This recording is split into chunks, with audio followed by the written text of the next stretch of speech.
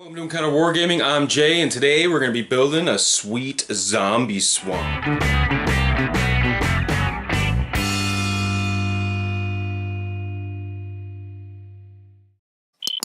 So to kick this guy off, I've just got here a piece of foam core that I've cut into an oval shape. I've also beveled the edge on it, just as I've done in many of the past tutorials. You guys have seen that 1,000 times on this channel, so I don't need to show you how to cut foam core. But I am going to use just some standard white silicone, nothing special. This stuff happens to be mold-free, low odor. It really doesn't matter. We're going to be covering it up with all kinds of paint and sand and whatever. So really I'm just using this to build a mound, and all I'm going to do is caulk around the outside of this, and then I'll show you what to do next.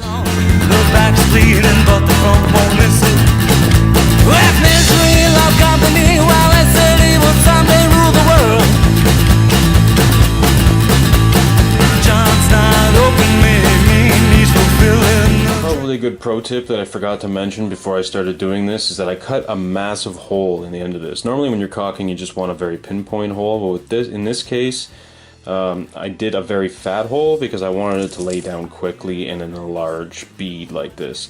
You could do multiple small beads because now we're going to smooth it all down, but I think it's faster if I just do one big one, especially because I'm going to use this to create little sort of islands in the middle, and all I'm doing for that is just putting a glob. Maybe put another one here.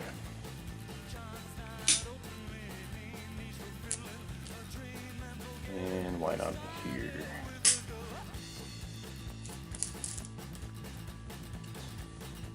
And then, back out my caulking gun. All I'm going to do is take my finger and just smooth the caulking into the border of the foam core piece, like this. And do the same thing on the inside. Just take my finger and smooth it out, just like that, and do that all around the piece. You can now charm down to which plastic components, sell all the rest for spare parts, and they'd work the same for the next man. No guarantee you can salvage a heart. If misery loved company, well, I said I was something for the world. John's not opening, he's fulfill it, a dream and forget it, started with a girl. Now the whole reason we're doing this little ridge as well as all these little bumps is just to create sort of a dam all the way around the piece so that when we go to pour our water effects, it doesn't just pour over to the outside. Plus, we're going to want to make this look deeper than it actually is, so it's going to be a good thing that we have some higher areas as well as some lower areas. So now I'm going to let that dry a little bit. Actually, while it's drying, I can probably go on to doing the next part of this. So the point of this tutorial was kind of to make like a undead zombie lake. So basically I've just got here's some plague bear bits, some zombie bits, all left over from my Nurgle army. Here, I'll just kind of do one of these for you guys. Got some creepy looking arms, a nice bloated carcass, some zombie heads, right? And then while this is still wet, I'm just going to go around and put some of these in place. Now, this guy has no back, so I kind of want him to be sort of covered this way. And then I can even take some of the caulking and cover up any of the inconsistencies in the bit that I'm using as well to make them look partially buried, of course. I'm going to put a zombie head on him. And in certain instances I'm going to find that the bits are going to need to be glued to one another, so of course I always want to keep my crazy glue handy. Much more to taste. You drank yours, now you're drinking mine. If it were in my hands, I'd probably let it go. If it were in my hands, I'd probably tear you apart. Like a sponge absorbing a town, too many lives can drag a man down. Alright, so we got our sweet zombie pieces on there. This is looking pretty sweet so far, and that was actually as easy as it is to build this thing. So now we're going to start decorating it and painting it and making it look absolutely terrifying, but pretty at the same time. Alright, now that my caulking is mostly dry, I'm just gonna throw some sand all over the entire base of this piece. If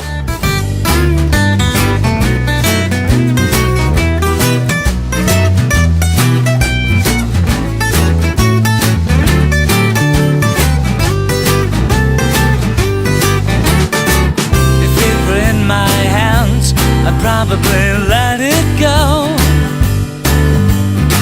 If it were in my hands, I'd probably tear it apart. 'Cause I'm the garbage on display. Alright, now we just let that dry. Now that our glue and sand is dry, as usual, I'm going to take my Rust-Oleum Satin Espresso and cover this entire guy in a nice coat of brown. I'm the black between your stars.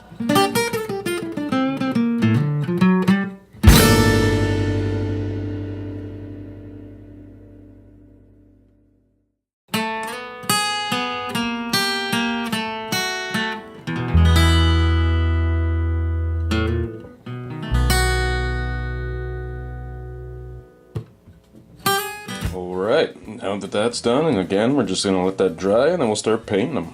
Now that our brown is dry, the first thing we have to do is bring it up to the same colors as all the rest of our terrain pieces that we've been doing for this table. And as you guys have seen in the past tutorials, I am going to start with my yellow oxide, and then dry brush some bone on top of that. So let's do it. This show I put on for you, so soft you put your fingers through and out. You say your check's coming now and you ran out on the town. You're the king of the bar, but everyone around. Now you're broken, need some change. We mean it in two different ways now. Alright.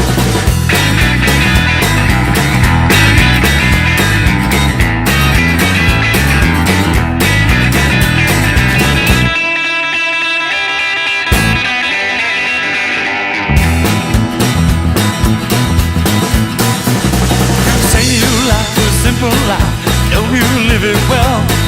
Like to roam around the street, live in poverty's well. Well, everything's a box inside a box, inside a box, inside a box, inside a box. With our foliage and water effects, we gotta paint all our little zombie guys. So I've just got here some Cadian flesh tone, and I'm just gonna give all my zombie arms and heads a nice base coat of this. Everything's a box inside a box, inside a box, inside a box, inside a box, inside a box, inside a box, inside a box, inside a box, inside a box, inside a box, oh, inside a box, inside a box, inside a box, inside a box. Well, everything's a box inside a box, inside a box, inside a box.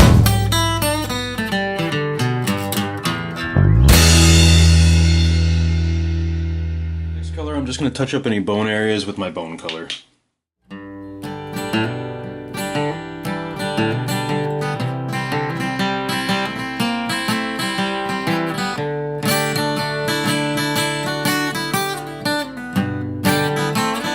More colors as details. I've just noticed there's some organs and intestines and stuff hanging out, so I'm just going to paint those like kind of a lighter purple. It's okay, we don't have to paint these amazingly like we did do our miniatures, because we're going to cover this in a foggy water effects anyways to make it look like a swamp. So I also noticed there's some hair and things like that. One guy has a beard, so I'm just going to paint the hair and the beards with a little bit of brown. Actually, scratch that. I'm going to use a little bit of gray because most of the terrain piece is brown, and we don't want our details to just blend in with everything else. We want these guys to actually stand out just a little bit, even though we do want them to kind of blend in. So I'm just going to paint those couple of details. This place. Well, let the missiles misfire, mutate, it's so meaningless. Laugh at the debris of our stupid lives. 1, 2, 3, 4.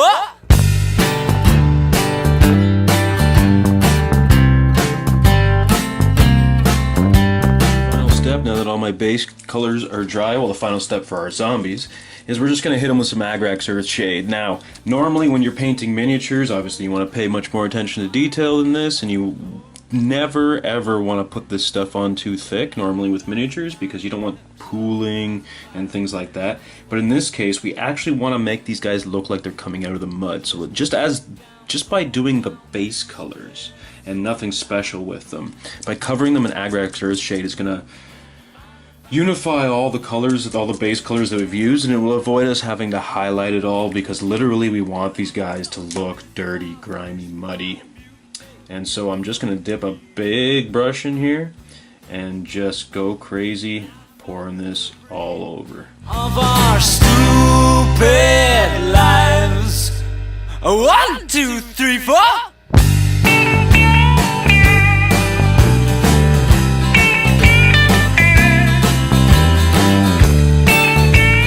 Believe it or not, we do want it to pool a bit on the miniatures, but we don't want it to pool too much around the base, because right now it doesn't look like they're climbing out of the mud. It literally looks like a pool of wash. So what I'm going to do is I'm going to take my brush and just kind of sop up what I can from the base and try and put it back up on top.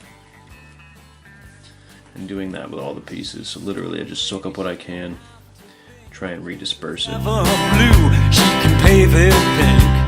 TV's the only place she don't feel bad. When we pushed her through, we pulled her along in her entire life.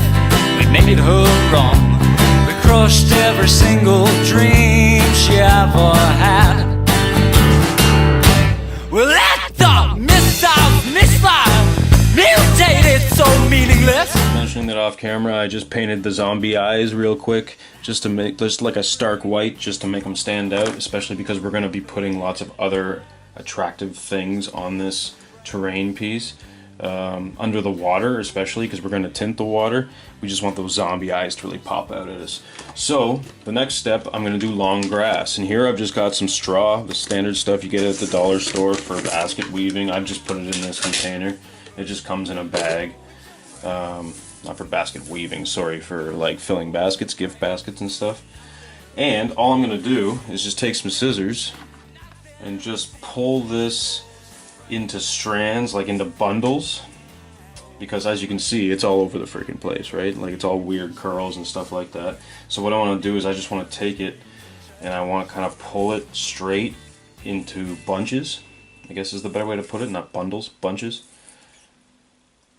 And then take my scissors and just cut off the strays. Just like this.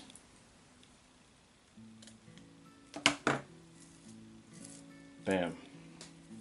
That's going to be our long grass. Cool? So now I'm going to take my pin drill and I'm just going to go around the terrain piece and just think about the areas where I want the tufts of long grass to be. This is just to make sure that they don't come out later. I mean, yes, we're going to be putting water effects and stuff, which will kind of hold them in. Because it will add like that layer of epoxy, but we want to make sure that they're sturdy enough on their own that they're not going to come out later, because remember, we want this stuff to go through wear and tear.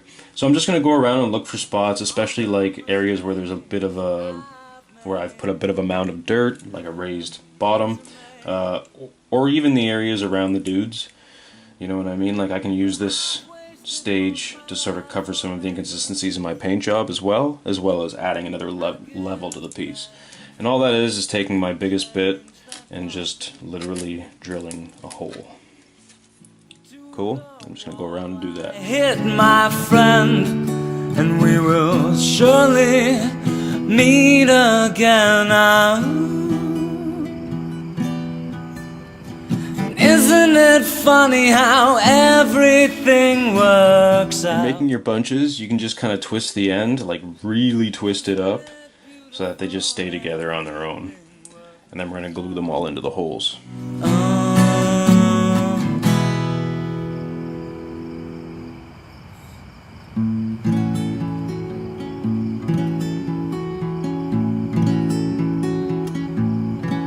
Do you believe in fate or soulmates? 'Cause I give thanks to the taxi that brought you here. No, I wouldn't. So now that I've got all my little bundles of tall grass, I'm just going to take some 5-minute... Oh, this one's been leaking. Crap. Oh well, might as well use it.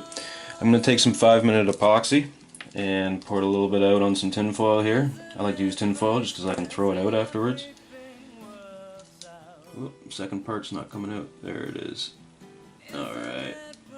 Now, I've just got a popsicle stick. I'm just going to use to mix it around. Make sure that the 2 parts are thoroughly mixed together. Now, this stuff will dry in 5 minutes. That's why it's called 5-minute epoxy. So we have a real short time frame to work. And I've got, I think, 9 or 10 of these grass bunches. I've made 10. I think I drilled 9 or 10 holes. I actually didn't count while I was drilling them, so there you go. Pro tip, count your holes while you're drilling them and know how many you're making ahead of time. And I'm just going to take my twisted up ends and I'm going to dip them right in the 5-minute epoxy and shove them right into the holes I've created. Soon, it's too soon.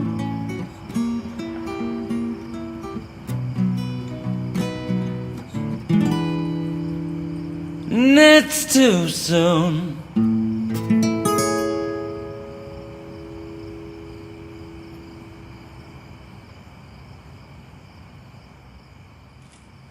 Pro tip that I just discovered, I was just widening the holes with my pin drill. I just realized that, I don't know if you guys noticed in high speed there, but these things are really fiddly, and so I don't know if you noticed, but I threw a couple aside. I was struggling with a couple of them, and I just realized that if I take my pin drill and use it to push the bottom of all the pieces of straw to the bottom of the hole, it's much easier to put it in, because these pieces of straw have like no tensile strength, right?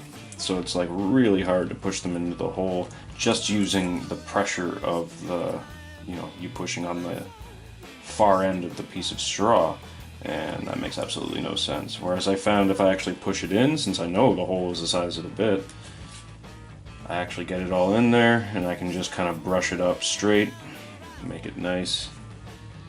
The point of this is to get them cemented deep in the base of the piece, not have them just floating on top.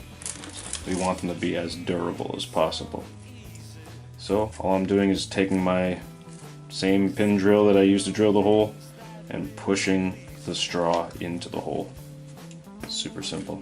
Time makes it so hard to change, but I end in every story where my man knows where the day is. While my epoxy's drying, it's only going to take about 5 minutes. I can just kind of play with these a little tiny bit, try and get them as upright as I possibly can. Whatever comes off loose or whatever, just pull it off and throw it out. Don't worry about it too much. See, there's a piece.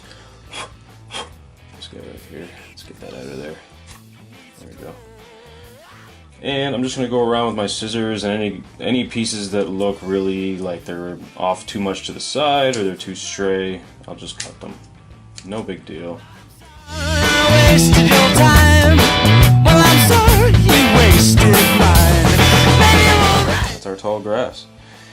So I want to add a couple more details to this piece. I think I actually also want to just add our normal grass that we've been doing in all the other videos. So I'm just going to put some PVA on here and do the grass just like I usually do.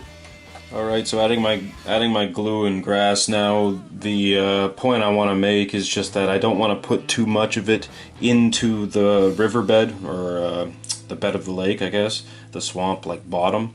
I want to make sure I keep it to the outsides. I can put a little bit here and there, it's okay, and if it comes over the ridge and into the thing, it might actually blend out the fact that this is a very high ridge.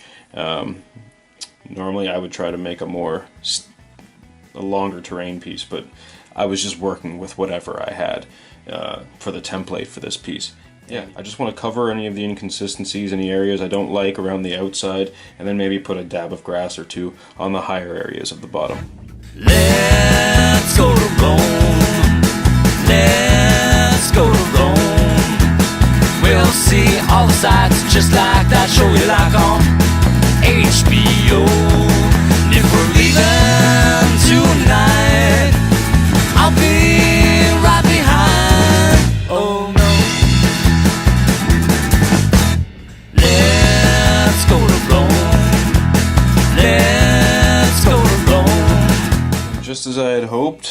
it kind of actually softens the fact that there was just such an abrupt elevation increase all of a sudden on the outside of this marsh.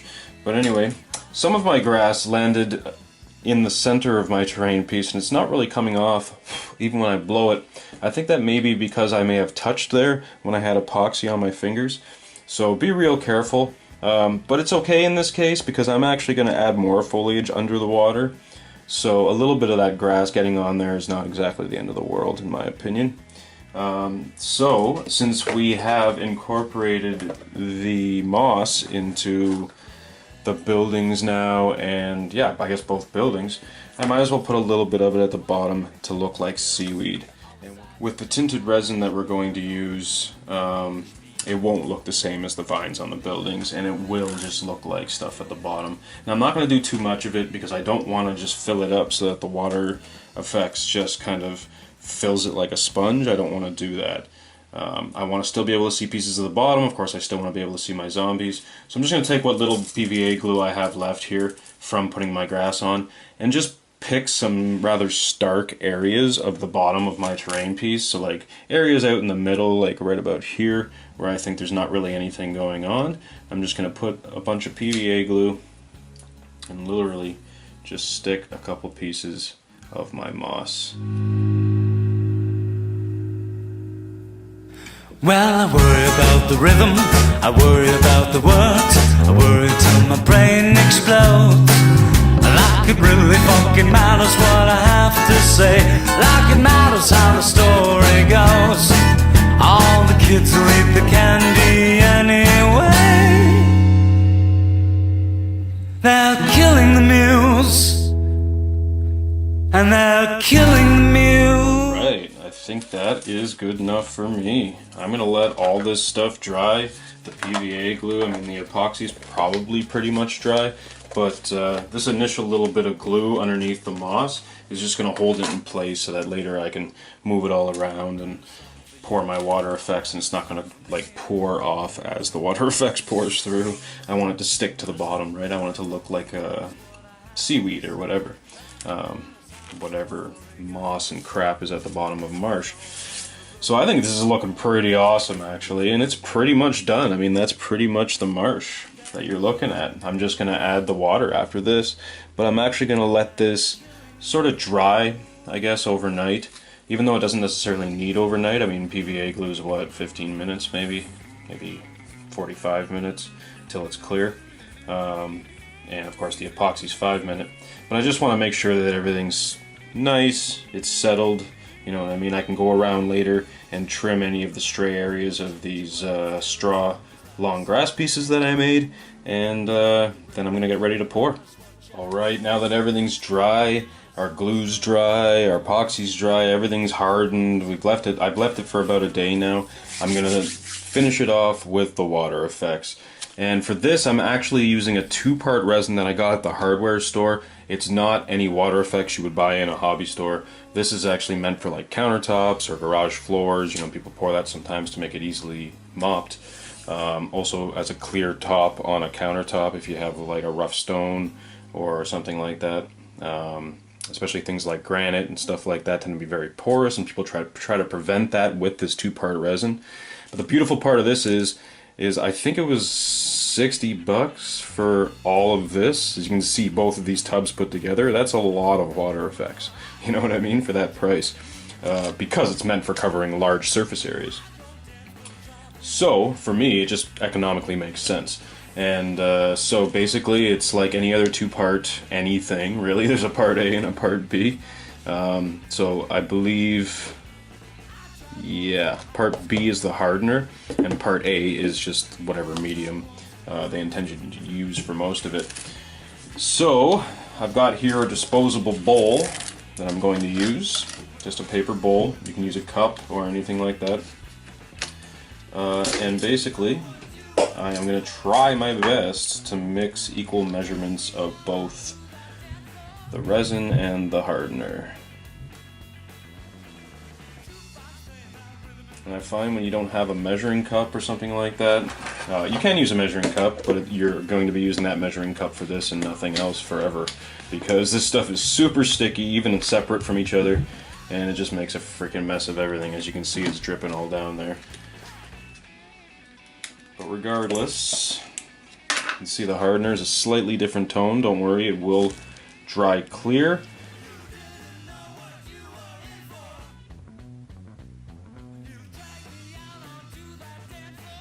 But for our purposes, we're actually going to tint it a little bit anyway. So for that, I'm just going to take a little tiny bit of this Bealtan green that I have here, green wash, and just put a couple of drops. There we go. Now just to take a popsicle stick and stir it up.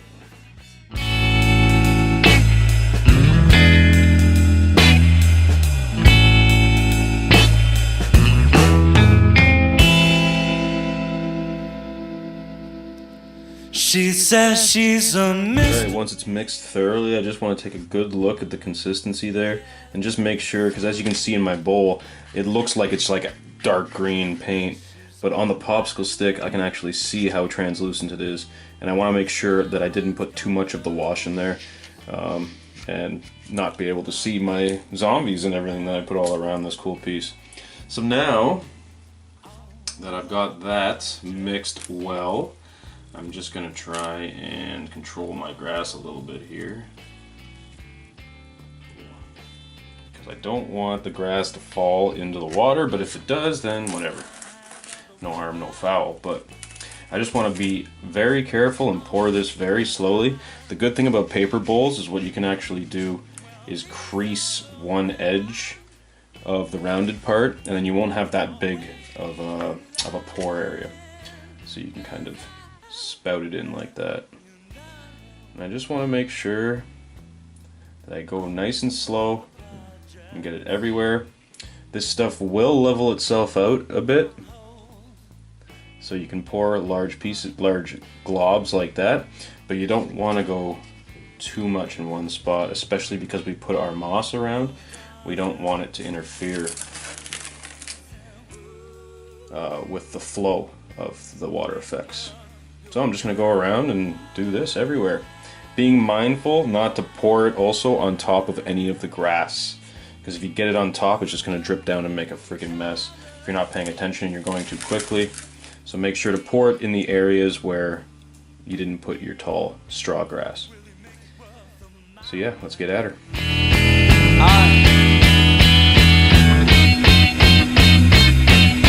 She says she's old-fashioned, no one-night stands. Oh well, baby, if that's not what you want. Alright, now if you notice, I actually spilled a little bit out of the back when I was telling you to do the funnel situation. I actually ended up tilting it back and pouring a little bit on my bench, so be mindful of that. Don't make that mistake yourself. But other than that, I've just gone around and made sure that I've got pretty much all of it out there. Now I am noticing that it's starting to come over the lip a little bit here, but not over here. So what I can even do is just kind of tilt it a little bit. It's going to flow very slowly, but I can just tilt it a little bit and just like wedge something underneath, just to make it flow back the other way and not make a mess of my terrain piece. As long as it stays within the border that I've created, I should be okay. And that's basically it. So at this point, I'm just going to wait for this thing to dry, and then we're going to have ourselves an awesome terrain piece. So there's the finished product. All our resin is dry, everything's touched up, and I just added a little bit of blood to the end of each of their fingertips, just to make it look like somebody, you know, had tried to cross and gotten eaten by some zombies. So there you go, guys. That is the finished terrain piece. It's going to make a nice addition to our grass table for our battle reports. So I hope you guys enjoyed that tutorial. I had a lot of fun building this, and I think it turned out wicked sweet. So, if you guys like our terrain tutorials, please hit the subscribe button below. Make sure you hit that bell notification so that you know every time one of these awesome videos comes out. We're going to be doing a whole bunch more terrain on this channel, guys. I'm trying to build a bunch of gaming tables for our battle reports. That being said, if you really like our terrain tutorials, please check out the description below. In there is a link to our Patreon campaign.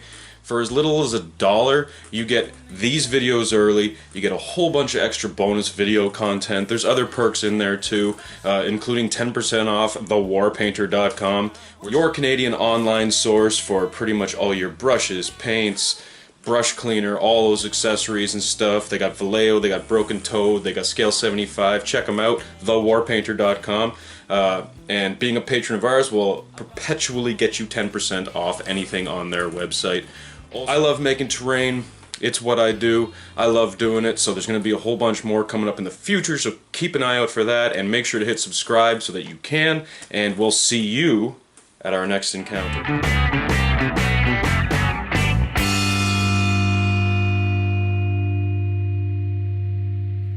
Like a monkey in a rocket on his way back home. Okay.